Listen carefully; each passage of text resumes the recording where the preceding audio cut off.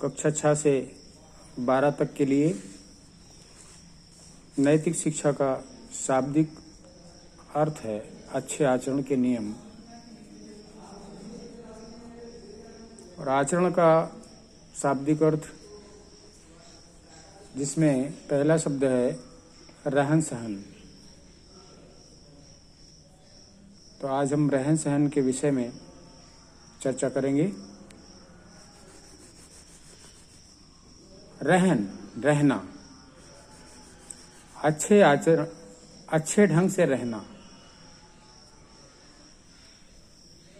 रहने का अच्छा नियम।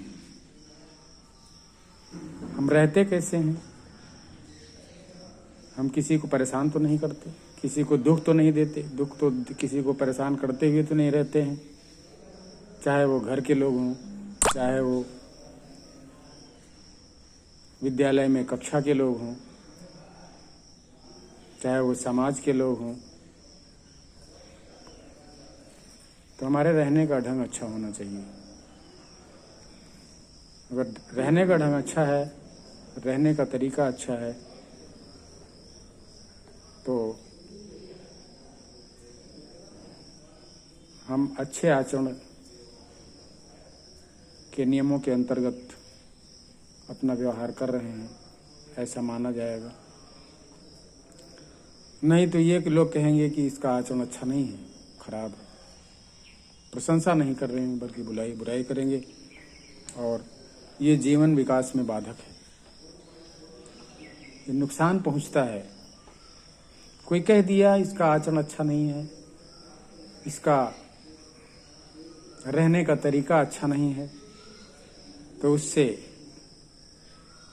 दुआ की जगह एक बद्दुआ जाती है और वो खाते में जमा होती है, जो विकास में बाधक होती है। दुआ और बद्दुआ, इन दोनों का विशेष ध्यान रखना है। जब हम अच्छा करेंगे, हमारे रहने का ढंग अच्छा होगा, किसी को परेशान नहीं करेंगे, किसी को दुखी नहीं करेंगे, सभी को प्रसन्न रखते हुए, सभी पर ध्यान देते हुए, सभी को खुश रखते हुए रहेंगे हम, हमारे रहने का तरीका होगा, तो हमें दुआएं मिलेंगी। जितने लोग हैं उतने लोग दुआएं देंगे और दुआएं हमारे खाते में जमा होंगी, और वो हमारे जीवन विकास में जब भी कोई समस्या आएगी वो काम में आएंगी। सहन, इसके बाद है सहन। सहन का मतलब सहनशीलता से है। किसी भी बात को किसी ने कुछ बोल दिया, किसी ने कुछ कह दिया, किसी ने डांट दिया, तो हम कितना सहन करते हैं, कितनी सहनशीलता हमारे अंदर है। जिसके अंदर जितनी अधिक सहनशीलता होती है वह उतना ही अच्छा मनुष्य माना जाता है, उतना ही प्रभावशाली मनुष्य माना जाता है, और उतना ही अधिक उसका जीवन का विकास होता है। सहनशीलता जीवन के विकास में सहायक है। सहन कर लेने से हमें सुख की प्राप्ति भी होती है। सहन करके देखो। उदाहरण के लिए मोहम्मद साहब का विरोध जब मक्का में हुआ, तो मक्का में उस विरोध को सहन करते हुए उन्होंने लड़ाई नहीं किया। लड़ाई करते, विरोध करते तो बहुत कुछ भी हो सकता था, लेकिन वो वहाँ से मदीना चले गए अपने अनुयायियों के साथ, और वहाँ पर अपने विचारों के आधार पर दुनिया को एक राह दिखाई।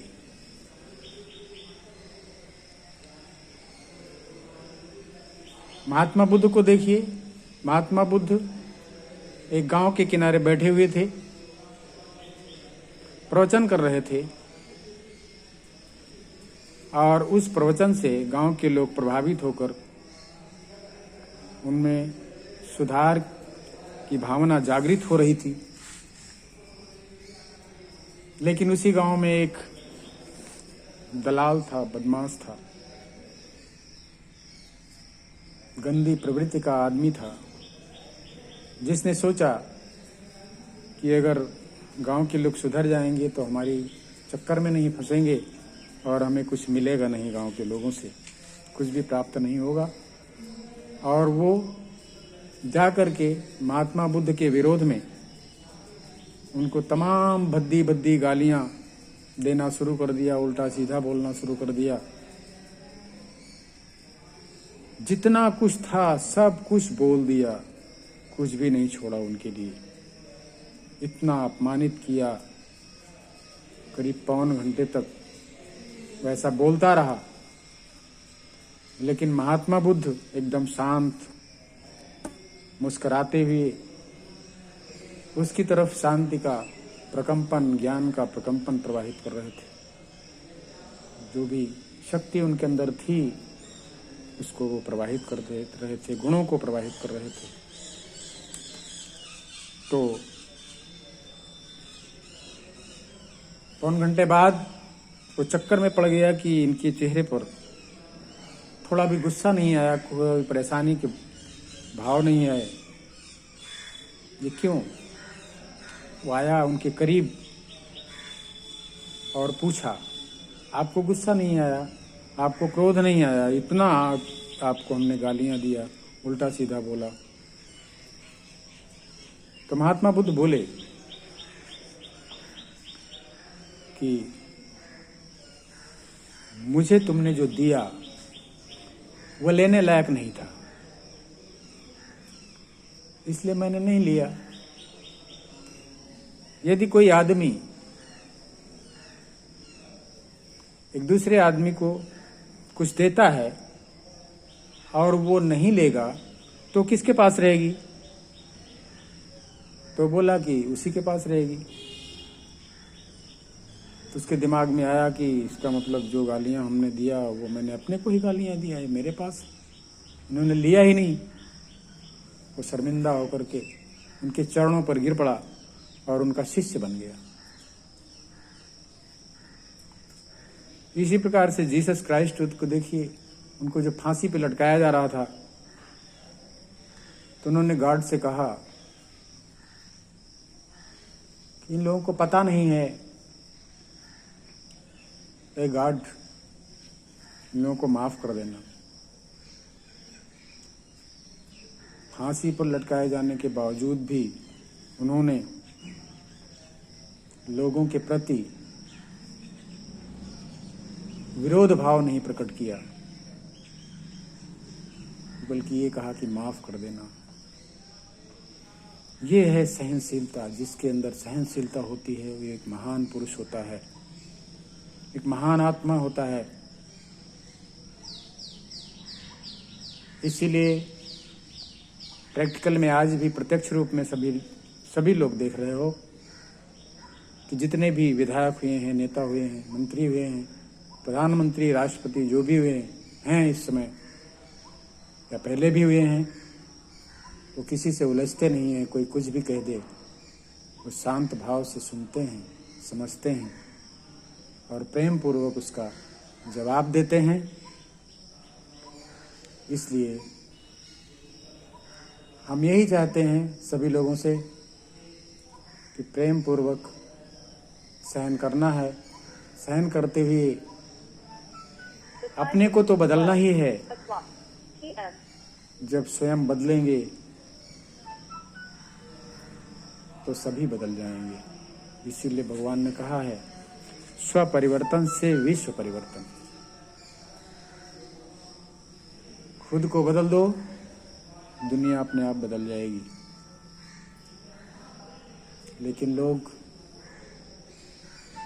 खुद को नहीं बदलते, अपने को बदलने में नहीं बदलना चाहते, दुनिया को बदलना चाहते हैं, दुनिया को बदलने के चक्कर में पड़े हुए हैं, इसीलिए परेशान हैं।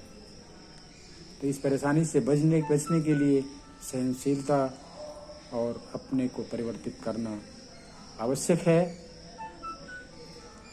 आज 13 तारीख है, 13 अगस्त। आज 13 तारीख को मैं इसी पर अपनी वाणी को विराम देता हूँ। आगे इस अच्छे आचरण के नियम